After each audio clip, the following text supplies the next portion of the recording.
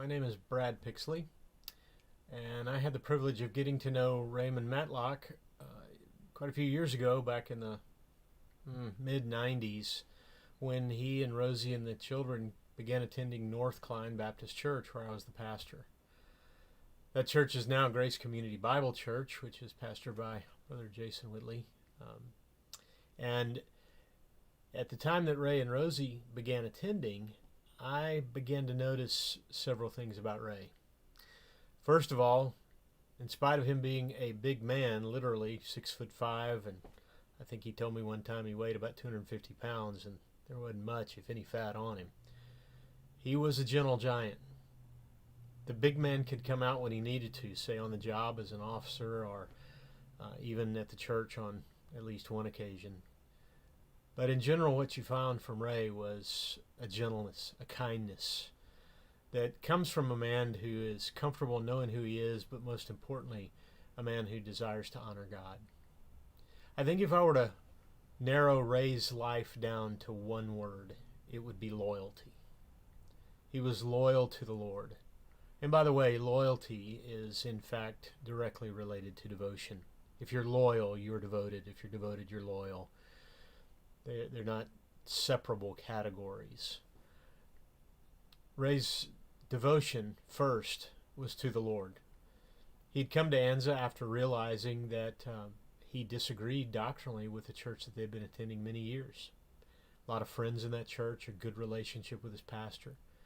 But when Ray realized that there was this disagreement with what he believed the Bible taught and what the church was teaching, he went to his pastor and explained his position to his pastor. And his pastor said, "You're right, Ray.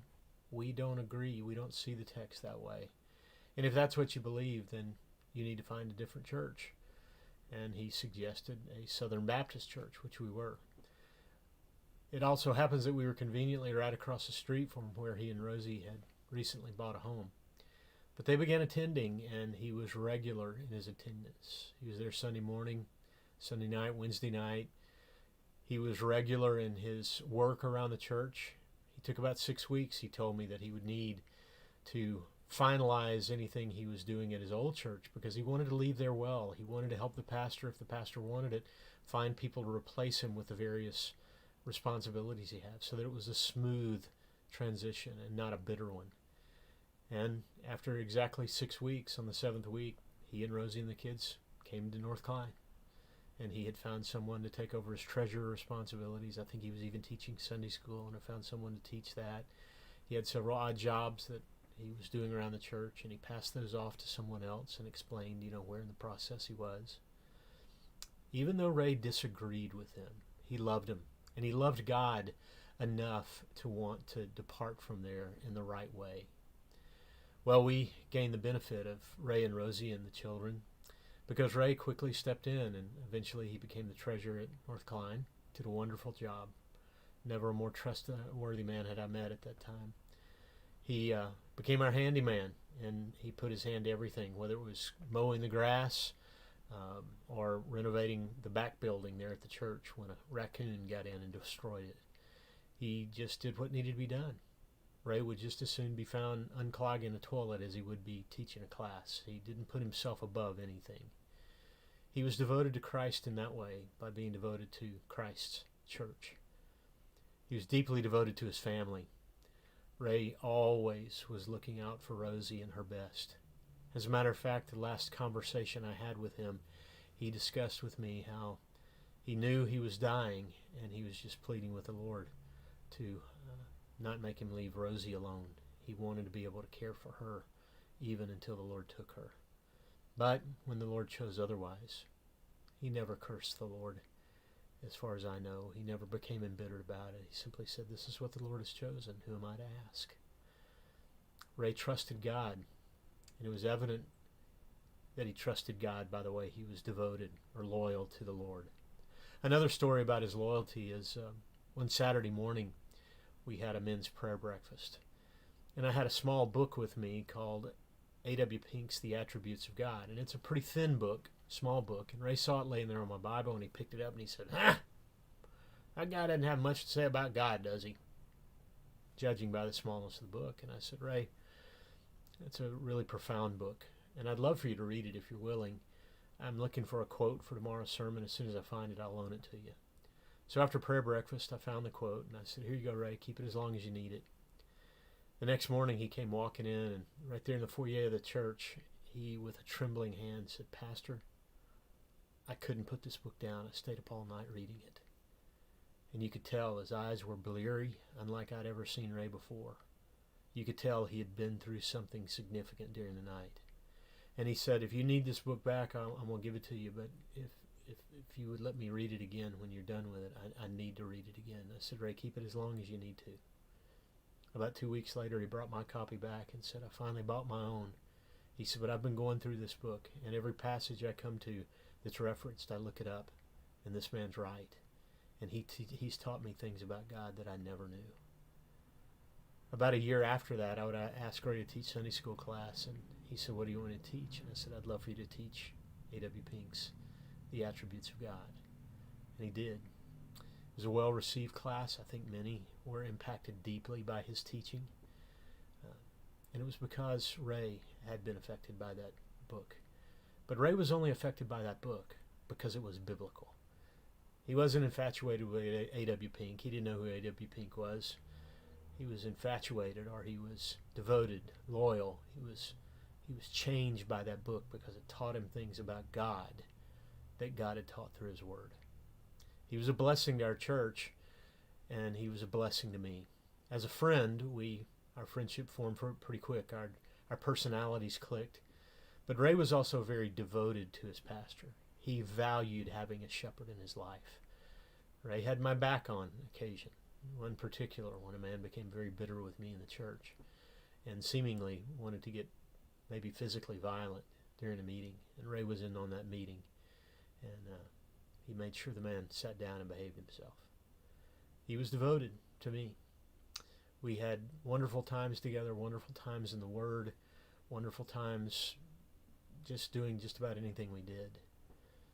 I skipped over another aspect of his devotion too. Not only was he devoted to Rosie every day that he was alive after their marriage, he was deeply devoted to his children.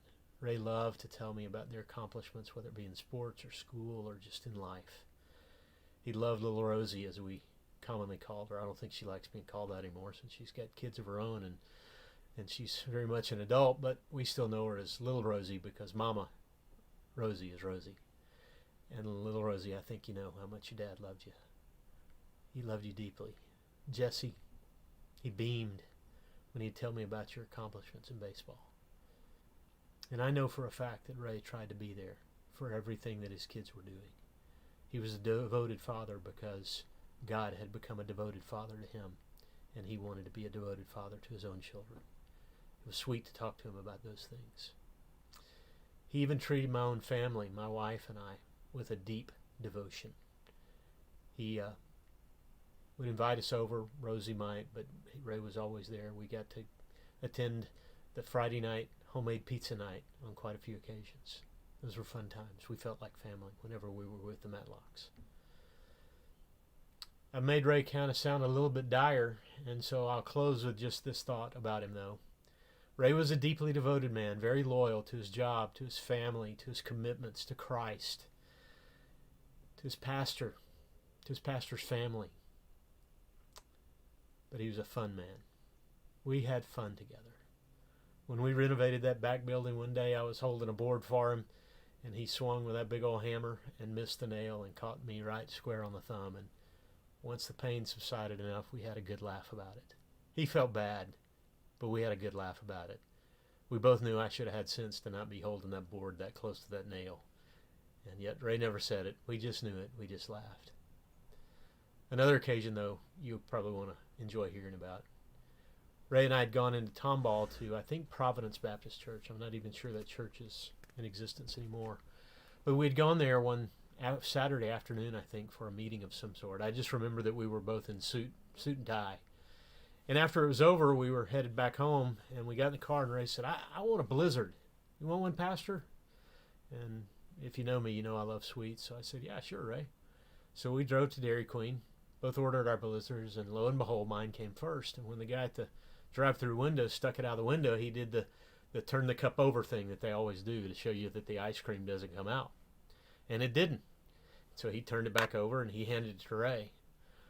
Well, Ray had the wise idea to hand it over to me, but before he gave it to me, he thought he'd see if that trick worked for him too. And he turned the cup over, and promptly all of the ice cream fell right in my lap. And it was a mess. It took every napkin we could find and all that the guy at the window would give us. But we laughed hard about that. And we laughed even recently during a phone call. Ray and I had fun. God-honoring fun, but we had fun. He enjoyed life. He enjoyed friendships. And he just enjoyed being a Christian. I'm quite certain that one of these days, when the Lord takes me home, I want to see Christ first. But Ray's going to be in that list of people I'm going to be looking for as well. I look forward to our reunion. I'm thankful that he is not hurting anymore. But even still, I miss him. I'm praying for you, Rosie. Praying for you, little Rosie. Praying for you, Jesse. This will be a big transition in your life. And I pray that the Lord will comfort you during these times. Thank you for this opportunity to tell you about my friend Raymond.